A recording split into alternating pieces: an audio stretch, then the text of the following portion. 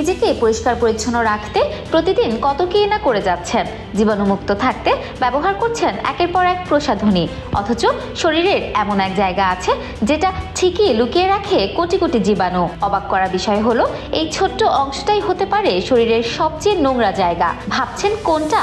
চলুন জেনে নেই শরীরের সেই নোংরা অংশের কথা। শরীরের সেই অতি পরিচিত অথচ অবহেলিত জায়গাটি হলো নাভি। বিজ্ঞান বলছে জন্মের সময় যখন শিশুকে মায়ের শরীর থেকে আলাদা করা হয় তখনই তৈরি হয় এই ক্ষতচিহ্ন। দেখতে ছোট হলেও এটি আসলে এক বিশাল জীবাণুর সাম্রাজ্য।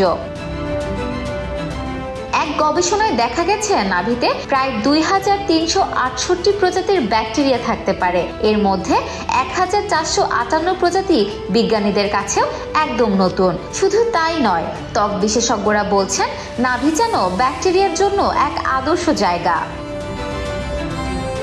যাদের ওজন একটু বেশি অথবা যাদের ডায়াবেটিস আছে কিংবা নাভিতে পিয়ার্সিং করেছেন তাদের নাভিতে ব্যাকটেরিয়ার সংখ্যা আরও বেশি হতে পারে।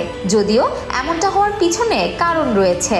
সাধারণত এই জায়গাটি আর্দ্র ও ঘামে ভেজা থাকে। তাছাড়াও চামড়ার ভাঁজে ঢাকা থাকায় খুব সহজেই সেখানে ব্যাকটেরিয়া বেড়ে উঠতে পারে, ফলে অনেক সময় নানা রোগের সম্ভাবনা থাকতে পারে। চিকিৎসকদের মতে নাভিতে যদি কখনো চুলকানি, ব্যথা, লালচে ভাব বা দুর্গন্ধ দেখা দেয় তাহলে অবহেলা না করে দ্রুতই চিকিৎসকের পরামর্শ নেওয়া জরুরি। না হয় দেখা দিতে পারে বড় কোনো সমস্যা।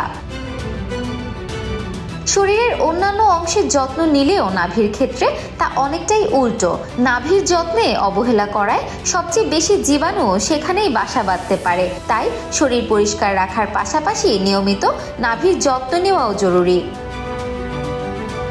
শরীরের পরিচ্ছন্নতা শুধু বাহ্যিক নয়, অদেখা জায়গাগুলোতেও মনোযোগ দিন, কারণ ছোট্ট এক নাভি জানাতে পারে আপনার শরীর সত্যিই কতটা পরিষ্কার।